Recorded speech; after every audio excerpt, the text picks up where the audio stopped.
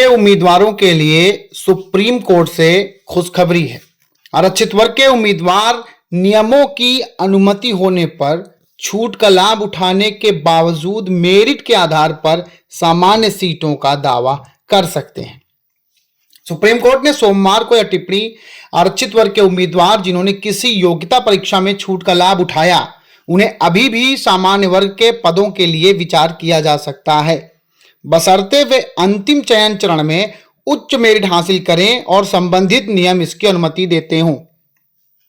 TET उम्मीदवारों को राहत देते हुए जस्टिस पीएस नरसिम्हा और जस्टिस आलोक आराधे की खंडपीठ ने बंबई हाई कोर्ट की औरंगाबाद पीठ का फैसला रद्द किया, जिसमें यह कहा गया था कि जिन उम्मीदवारों ने छूट का लाभ उठाया है वे सामान्य वर्ग में नहीं जा सकते। कोर्ट ने टिप्पणी की कि राज्य सरकार द्वारा 13 फरवरी 2013 के सरकारी प्रस्ताव के माध्यम से बनाए गए भर्ती नियम उन आरक्षित वर्ग के उम्मीदवारों के खुले वर्ग ओपन कैटेगरी में जाने पर रोक नहीं लगाते हैं जिन्होंने योग्यता परीक्षा में छूट का लाभ उठाया है। इसलिए ऐसे मेधावी उम्मीदवारों को खुले वर्ग में जाने का अवसर न देना अनुचित होगा। कोर्ट ने कहा कि अपीलकर्ता जो स्वीकार रूप से सामान्य वर्ग के अंतिम चयनित उम्मीदवार की तुलना में अधिक मेधावी हैं, उन्हें भर्ती नियमों अधिसूचना में किसी स्पष्ट रोक के अभाव में सामान्य वर्ग के तहत विचार किए जाने से बाहर नहीं किया जा सकता। योग्यता मानदंडों में दी गई छूट केवल पात्रता को प्रभावित करती है, न कि मेरिट को, और किसी रोक के अभाव में एक वर्ग के दूसरे वर्ग में माइग्रेट अनुमेय है। यह विवाद महाराष्ट्र में शिक्षकों की भर्ती से जुड़ा हुआ था। शिक्षा का अधिकार राइट टू एजुकेशन ढांचे के तहत संचालित होती है।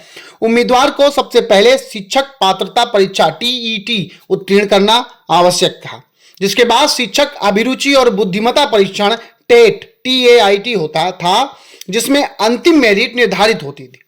जहां सामान्य वर्ग के उम्मीदवारों को टेट में 60% अंकों की आवश्यकता होती थी, वहीं आरक्षित वर्ग के उम्मीदवारों को 5% की छूट दी गई, जिससे वे 55% अंकों के साथ भी उत्तीर्ण हो सकते थे। विवाद तब शुरू हुआ जब आरक्षित वर्ग के कई उम्मीदवारों ने, जिन्होंने इस छूट का लाभ उठाया, टेट में असाधारण रूप से अच्छा प्रदर्शन किया और सामान्य वर्ग के अंतिम चयनित उम्मीदवार से भी अधिक अंक प्राप्त किए। इसके बावजूद उन्हें खुले वर्ग की मेरिट सूची में शामिल करने से मना कर दिया गया। खुले वर्ग में शामिल किए जाने की मांग वाली रिट याचिकाओं को हाई कोर्ट द्वारा खारिज किए जाने के बाद उम्मीदवारों ने सुप्रीम कोर्ट में अपील दायर की। हाई कोर्ट के फैसले को रद्द करते हुए जस्टिस आराधे द्वारा लिखे गए इस फैसले में इस बात पर जोर दिया गया कि क्या कोई आरक्षित श्रेणी का उम्मीदवार जिसने छूट वाले मानकों का लाभ उठाया है अनारक्षित श्रेणी की सीटों पर जा सकता है और वहां भर्ती हो सकता है, या पूरी तरह से भर्ती के विशिष्ट नियमों या रोजगार अधिसूचना पर निर्भर करता है। उदाहरण के लिए हाईकोर्ट ने 2 हालिया फैसलों का जिक्र किया, जिसमें यूनियन ऑफ इंडिया बनाम साजिब राय और यूनियन ऑफ इंडिया बनाम जी किरण 2026, जिनमें उम्मीदवारों को दूसरी श्रेणी में जाने की अनुमति नहीं दी गई क्योंकि भर्ती नियमों में इस पर स्पष्ट रोक थी। कोर्ट ने अपनी टिप्पणी में कहा कि इसके विपरीत भर्ती नियमों में इस बात पर कोई स्पष्ट रोक नहीं है कि जो उम्मीदवार क्वालिफाइंग परीक्षा में छूट का लाभ उठाते हैं उन्हें मेरिट में उच्च स्थान प्राप्त करने पर ओपन कैटेगरी खुली श्रेणी में नहीं चुना जा सकता।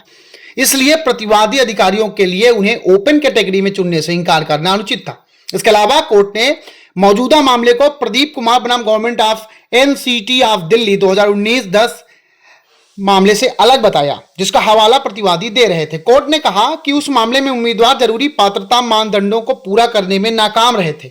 इसके विपरीत मौजूदा मामले में अपीलकर्ता उम्मीदवारों ने वैध रूप से दी गई छूट के तहत पात्रता की शर्तों को पूरा किया और उन्हें ओपन कैटेगरी में जाने की अनुमति दी गई थी, जो कि प्रदीप कुमार वाले मामले में नहीं हुआ था। इस कोर्ट का प्रदीप कुमार मामले में दिया गया फैसला मौजूदा तथ्यों पर लागू नहीं होता। इसका कारण यह है कि प्रदीप कुमार उपयुक्त मामले का फैसला इस सिद्धांत को स्थापित करता है कि यदि आरक्षित श्रेणी के उम्मीदवार जरूरी पात्रता शर्तों को पूरा नहीं करते हैं तो उन्हें सामान्य श्रेणी की रिक्तियों के विरुद्ध नियुक्त करने की अनुमति नहीं दी जा सकती।